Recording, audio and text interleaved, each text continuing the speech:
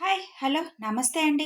నేను మీ లక్ష్మీ చౌదరిని. వెల్కమ్ టు మిస్టీ మధురిములు Telugu audio stories channel. Hrudayadhatri part 103తో మీ ముందుకు వచ్చేసాను. కథలోకి వెళ్లే ముందు వీడియోకి లైక్స్ హైప్స్ ఇవ్వడం మర్చిపోకండి యార్. మీరు ఇచ్చే లైక్స్ హైప్స్ వల్ల కథ మరింత మందిలోకి రీచ్ అవుతుంది. ఇక ఆలస్యం చేయకుండా కథలోకి వెళ్ళిపోదాం. 8 కల్లా అందరికీ డిన్నర్ పెట్టేస్తుంది భూవి. అందరి డిన్నర్ అయిపోయాక మేము అలా బీచ్కి వెళ్ళొస్తాం అని చెబుతుంది. ఇవాళ పౌర్ణమి కదా, అయినా ఇప్పటిదాకా అబ్బాయి ఆఫీస్లో కష్టపడితే ఇప్పుడు మళ్ళీ అవసరమా తీసుకెళ్ళడం అని జయ గారు చిరుకోపంగా అంటారు.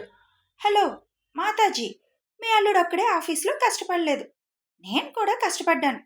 మీరది గుర్తించాలి. ఇప్పుడు మేము వెళ్ళి అక్కడేం పనులు చేయం కదా, ప్రశాంతంగా కాసేపు కూర్చొని వస్తాం.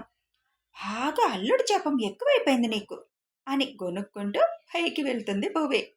వెళ్ళనివ్వు జయ, సరదాగా ఎంజాయ్ చేయనివ్వాలని అంటారు జాను గారు. పౌర్ణమి వస్తే చాలు బీచ్ అంటుంది ఏంటో, ఆ పిచ్చి నాకు అర్థం కాదు అని అంటూ మాటల్లో పడతారు వాళ్ళు.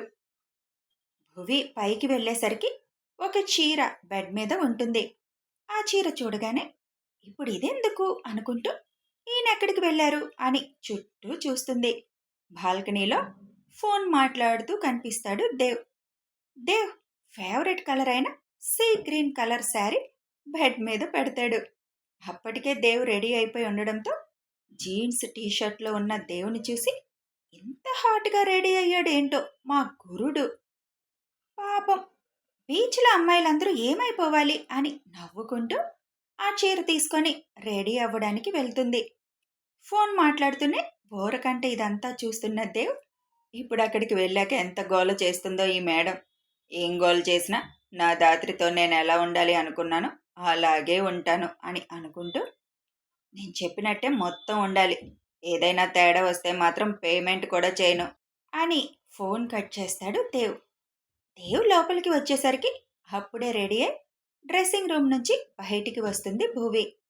భువిని ఆ చీరలో చూసి హార్ట్ స్కిడ్ అయిపోతుంది దేవుకి. రెప్ప కొట్టకుండా తననే చూస్తున్న దేవుని చూసి ఏంటి సార్ మరీ అలా తినేసేటట్టు చూస్తున్నారు అని సిగ్గుతో మొహం ఎర్రగా మారిపోగా దేవ్ వైపు చూడలేక తల దించేస్తుంది భువి. నెమ్మదిగా భువి దగ్గరికి వచ్చి ఇప్పుడు బీచ్కి వెళ్లకుండా బెడ్ మీదకి వెళ్తే బాగుంటుందేమో అనిపిస్తుంది దాత్రి అని హస్కీగా భువి చెవి దగ్గర అంటాడు. అనిపిస్తుంది, బాగా ఎక్కువైపోయింది అబ్బాయి గారికి. మీరు తీసుకువెళ్ళపోయినా నేను బీచ్కి వెళ్ళిపోతాను.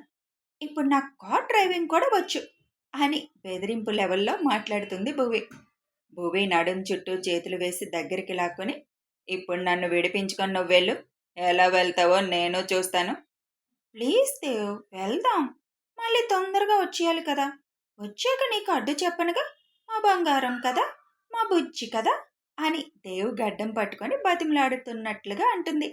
ఆహా, ఇందాకేమో బెదిరింపు, ఇప్పుడేమో బతిమలాడడం, బాగా నేర్చుకున్నావు మాటలు, పద వెళ్దాం అని అంటాడు. అవును మీరేంటి ఇంత హాట్గా తయారయ్యారు, ఏం ప్లాన్ వేయలేదు కదా అని అనుమానంగా అడుగుతుంది భువి. నువ్వు ఇప్పుడు వస్తావా లేదా బెడ్ ఎక్కుదామా అని అడుగుతాడు దేవ్. వద్దొద్దు పద అని రూమ్ నుంచి బయటికి ఫాస్ట్గా వెళ్ళిపోతుంది భువి. దేవ్ చిన్నగా నవ్వుకుంటూ నీకు సర్ప్రైజ్ అదిరిపోయేది ఉంది పద అని మనసులో అనుకుని భువి వెనక కిందకి వెళ్తాడు దేవ్. ఇద్దరూ కలిసి బీచ్ దగ్గరికి చేరుకుంటారు. కాసేపు అక్కడే ఒడ్డును కూర్చొని కబుర్లు చెప్పుకుంటూ కూర్చుంటారు. టైం 9:30 అవుతుండగా దేవ్ లేచి కందాత్రి అని చెయ్యి అందిస్తాడు. అప్పుడే వెళ్ళిపోదామా, కాసేపు ఉందాం దేవ్ అని ముద్దుగా అడుగుతుంది భువి. వెళ్ళటం లేదులేరా అని భువి లేవగానే కొంచెం ముందుకి నడిపించుకుంటూ తీసుకువెళ్ళి ఫోన్ కాల్ చేస్తాడు దేవ్. దేవ్ ఫోన్ చేసిన 5 నిమిషాలకి భువి వాళ్ళు నుంచున్న దగ్గరలోకి ఒక బోటు వచ్చి ఆగుతుంది. అది చూడగానే దేవ్ వైపు కోపంగా చూస్తుంది భువి. నేను చిన్నప్పటి నుంచి ఎంజాయ్ చేసింది ఏం లేదు దాత్రి, నీతోనే నా ప్రతి కోరిక తీర్చుకుంటున్నాను. బోట్లో అలా సముద్రం మధ్యలోకి వెళ్ళి చూస్తే నీ పున్నమి చంద్రుడు చాలా అందంగా కనిపిస్తాడు, పద వెళ్దాం అని చెయ్యి అందిస్తాడు దేవ్.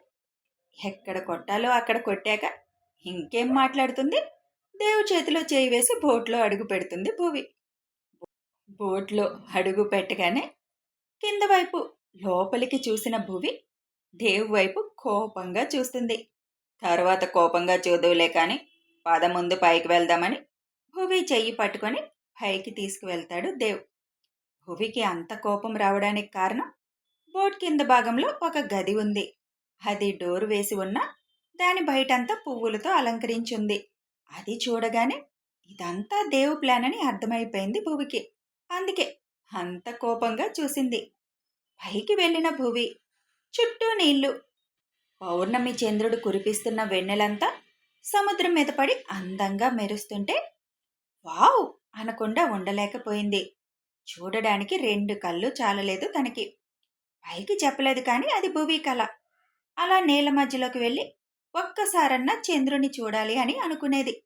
తను చెప్పకుండానే తన పతి తన కోరిక తీర్చేసరికి ఆనందంగా ఉన్న చిరుకోపం మాత్రం చూపిస్తూనే ఉంది భువి. వెనక నుంచి భువిని హత్తుకొని నచ్చిందా అని చిన్నగా చెవిలో అడుగుతాడు. ఎందుకు దేవు ఇదంతా అని మాత్రమే అనగలుగుతుంది భువి. చిన్నప్పటి నుండి అన్ని ఆనందాలకి దూరంగానే ఉన్నాను దాత్రి. నాన్న ఉన్నంత వరకు అప్పుడప్పుడు చిన్న చిన్న సరదాలు తీరేవి. నాన్న చనిపోయాక పరుగు పెట్టడమే అయిపోయింది. ఏదో సాధించాలన్న తపన, దాన్ని అందుకోవడానికి పడ్డ కష్టం. నవ్వు అనేది మరిచిపోయాను. ఆనందం అనేది అసలు లేనే లేదు. పొద్దున్న లేచిన దగ్గర నుంచి పడుకునే వరకు పరిగెత్తుతూనే ఉన్నట్లు నా లైఫ్ ఉండేది. ఫ్రెండ్స్ అందరూ సరదాగా ఎంజాయ్ చేస్తుంటే నేను మాత్రం పని చేసుకుంటూ ఉండేవాడిని. తప్పదు, పరిస్థితులు అలా వచ్చాయి. అందుకే నీతో నా సరదాలన్నీ తీర్చుకోవాలని ఆశ. కోల్పోయిన నా సంతోషం మొత్తం నీ దగ్గర వెతుక్కుంటున్నాను నేను. ఇలాంటి చిన్న చిన్న ఆనందాలు మనసుకి హాయినిస్తాయి. నిజం చెప్పు, నీకు నచ్చలేదా? నచ్చలేదంటే చెప్పు, ఇప్పుడే వెళ్ళిపోదాం. నా పక్కన నువ్వు ఉండడం కావాలంతే. అది ఎక్కడైనా నాకేం అభ్యంతరం లేదు. కాకపోతే సరదాగా ఎంజాయ్ చేయాలన్న చిన్న కోరిక అంతే. నీకు కూడా చిన్నప్పటి నుంచి పెద్దగా అన్ని కోరికలేం తీరలేదుగా. ఇప్పుడు నీ మొగుడు తీరుస్తుంటే నీకేంటి నొప్పి? సంపాదించింది మన కోసమే కదా. ఎవరి కోసం నేను సంపాదించలేదు. నీకు ఇష్టం లేదంటే పద అని చెయ్యి పట్టుకొని అడుగు ముందుకు వేస్తాడు దేవ్. కదలకుండా నుంచున్న భువిని చూసి నాకేం కోపం లేదు అని అంటాడు దేవ్. భువి ఫాస్ట్గా ముందుకి వచ్చి దేవుని గాఢంగా హత్తుకుంటుంది. ఎందుకు మనీ వేస్ట్ అని తప్ప మీరిచ్చే సర్ప్రైజ్లు ఎప్పుడూ నాకు అద్భుతంగానే ఉంటాయి. ఏదైనా అకేషన్లో ఇలాంటివి చేసుకుంటే బాగుంటుందని నా అభిప్రాయం. అంతే తప్ప మీ ఇష్టాన్ని కాదనడానికి కాదు. కింద కూడా గట్టిగానే ప్లాన్ చేసినట్టున్నారుగా అని అంటుంది భూవి. చెప్పానుగా, నీతో ప్రతి క్షణం నాకు స్వీట్ మెమరీగానే ఉండిపోవాలి. అందుకే ఏదో చిన్న ఏర్పాట్లు చేసుకున్నాను అని హైవింగ్ చేస్తాడు దేవ్. మనకేం ఫస్ట్ నైట్ కాదు ఇవాళ, ఓ అలంకరణ చేసుకోవడానికి. ఫస్ట్ నైట్ రోజు అలంకరణ చేసుకోవాలని ఎక్కడైనా రూల్ ఉందా? ప్రతిసారి అదే మాట అంటారు. ప్రతి రాత్రి వసంత రాత్రి మనకి. ప్రతిదానికి నువ్వు అడ్డు చెప్పకు దాత్రి. నీ పని నన్ను చూసుకోవడం మాత్రమే. నాకు కావాల్సింది నాకివ్వడం మాత్రమే అని కొంటిగా అంటాడు దేవ్. తీసుకుంటానే ఉంటారు, మళ్ళీ ఏం తక్కువైందనో అని సముద్ర వైపు తిరుగుతుంది భువి. భువి భుజాల మీద పెదాలు ఆంచి అసలు నిన్ను హనీమూన్ తీసుకుపోయి ఇలాంటి ఎంజాయ్మెంట్లన్నీ అక్కడ చేయాలనుకున్నాను. కానీ మనకున్న పరిస్థితుల్లో ఇప్పుడు ఎటు కదలడం అవడం లేదు. అందుకే అప్పుడప్పుడు ఈ చిన్న సర్ప్రైజ్లు. సైలెంట్గా నన్ను ఫాలో అయిపో అని చిన్నగా భుజం దగ్గర బయట చేస్తాడు. దేవ్ గుండెలకి తల అంచి తన చుట్టూ ఉన్న దేవ్ చేతుల మీద చేతులు వేసి చంద్రుణ్ణి చూస్తూ నిలబడుతుంది భువి. ధాత్రి, ఇంక కిందకి వెళ్దామా అని మత్తుగా అడుగుతాడు దేవ్. కాసేపు ఇక్కడే ఉందాం దేవ్. సరే, నువ్వు చూస్తూ ఉండు, నేను నిన్ను చూస్తూ ఉంటా అని ధాత్రి చీర బయట లోపలగా చేయి నడుం మీదకి పోనిచ్చి చిన్నగా ప్రెస్ చేస్తూ చెవిని బయట చేస్తాడు దేవ్. దేవ్, కాసేపు ఆగొచ్చు కదా అని చిరుకోపంగా అంటుంది భువి. నీ చంద్రుణ్ణి నువ్వు చూసుకో, నేనేమైనా వద్దన్నానా? నా హృదయ దాత్రిని నేను చూసుకుంటున్నా అని బుగ్గ మీద పెదాలు నిలుపుతాడు దేవ్. అప్పటికే దేవ్ చేతులకు చేస్తున్న మాయకి భువి నరనరాలు జివ్వుమని లాగుతుంటే దేవ్ అంటూ దేవ్ వైపు తిరిగి చాలా అల్లరివాడి అయిపోతున్నారు. నన్ను చూడమని చెప్పినట్టే చెప్పి మీ అల్లరి స్టార్ట్ చేశారుగా అని భువి అంటుండగానే భువిని రెండు చేతుల్లోకి తీసుకొని కింద ఉన్న రూమ్ వైపుకి అడుగులు వేస్తాడు దేవ్. దేవ్ మెడ చుట్టూ చేతులు వేసి, ఈ బోర్డుకి మొత్తం ఇప్పుడు ఎంత ఖర్చు పెట్టారు మా శ్రీవారు అని అడుగుతుంది. నీకెప్పుడేం అడగాలో తెలియదు దాత్రి. ఇంత మంచి రొమాంటిక్ మూడ్లో ఎంత ఖర్చు అయిందని అడగడం అవసరమా? అసలు నీ నోటిని ఖాళీగా ఉంచడం నాదే తప్పు అని భువి పెదాలు అందుకుంటాడు దేవ్. ఆ ముద్దును కొనసాగిస్తూనే రూమ్లోకి తీసుకువెళ్తాడు. రూమ్లో బెడ్ మీద దించి అక్కడే ఉన్న జ్యూస్ గ్లాసులో పోస్తాడు దేవ్. లోపల గదంతా పువ్వులతో సెంటెడ్ స్మెల్ వచ్చే క్యాండిల్స్తో చాలా అందంగా అలంకరించి ఉంటుంది. జ్యూస్ గ్లాసులో పోస్తున్న దేవ్ వైపు చూసి, ఇంత పిచ్చి ఏంటో నా మొగుడికి అని ముద్దుగా అనుకుంటూ విండోలో నుంచి బయట సముద్రాన్ని చూస్తూ కూర్చుంటుంది భువి. జ్యూస్ గ్లాస్ తెచ్చి భువి చేతికి అందించి తన పక్కన కూర్చుంటాడు దేవ్. సార్ గారు మన్మధుడు అంశలో పుట్టినట్టున్నారు. ఎప్పుడూ ఇలాంటి ఆలోచనలు వస్తున్నాయి అని హల్లరిగా అంటుంది భువి. నీలాంటి అమ్మాయి భార్యగా దొరికితే ఏ భర్తకైనా ఇలాంటి కొంటె ఆలోచనలే వస్తాయి. నాకు మాత్రం నా భార్యతో ఇలాగే ఎంజాయ్ చేయడం ఇష్టం. జ్యూస్ తాగడం అయిపోవడంతో ఇద్దరు గ్లాసులు పక్కన పెట్టి భూమిని హల్లుకుపోతాడు దేవ్. చుట్టూ సముద్రం, మధ్యలో బోటు, అందులో అందమైన గది, పైన పున్నమి వెన్నెల. ఆనందంగా మరో రాత్రి మరిచిపోలేని జ్ఞాపకంగా మలుచుకుంటారు ఇద్దరు. ఇద్దరిలో ఎవరు ఓటమి అనేది లేకుండా ఒకరి మీద ఒకరి ప్రేమ చూపించుకుంటుంటే ఆ చంద్రుడు కూడా నా వెన్నెలతో మీకేం పనుందిలే అని పక్కకి వెళ్ళిపోతాడు. ఆ రాత్రంతా అందమైన అనుభూతుల్ని సొంతం చేసుకొని తెల్లవారి 4 అవుతుండగా ఇంటికి పయనమవుతారు దేవదాత్రి. అరగంటలో ఇంటికి చేరి ఇద్దరు అలసిపోయిన శరీరాలతో బెడ్ మీద వాలిపోతారు. ఉదయం 8 అవుతుండగా 11 గంటలకే ముహూర్తం. చెల్లి వాళ్ళు ఇంకా రాలేదు అని గుమ్మం వైపు చూస్తూ కూర్చుంటారు మమత గారు. అప్పటికే మిగిలిన డెకరేషన్ చేస్తూ బయట డెకరేటర్స్ వాళ్ళ పని వాళ్ళు చేస్తున్నారు. ధీరజ్ కిందకి వచ్చి డల్గా కూర్చున్న మమత గారి పక్కన కూర్చుంటాడు. ఎందుకమ్మా ఇంకా అలాగే కూర్చున్నావు? మనం కావాలనుకుంటే వాళ్ళు వస్తారు, లేదంటే లేదు. నువ్వు ఇంకా అదే ఆలోచిస్తూ కూర్చుంటే నాకు కష్టంగా ఉంది.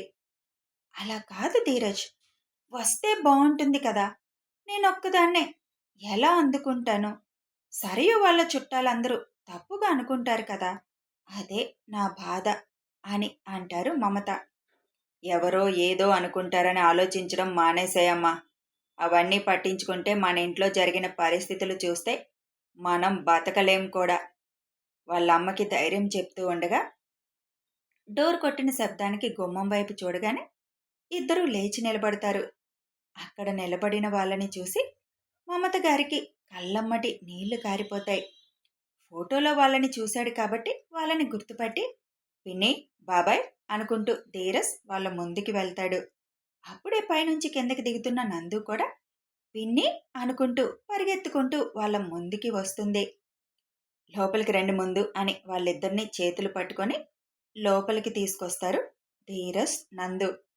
మమత గారు మాత్రం నించున్న చోటే నుంచొని చెల్లిని ప్రేమగా చూసుకుంటూ ఉంటారు.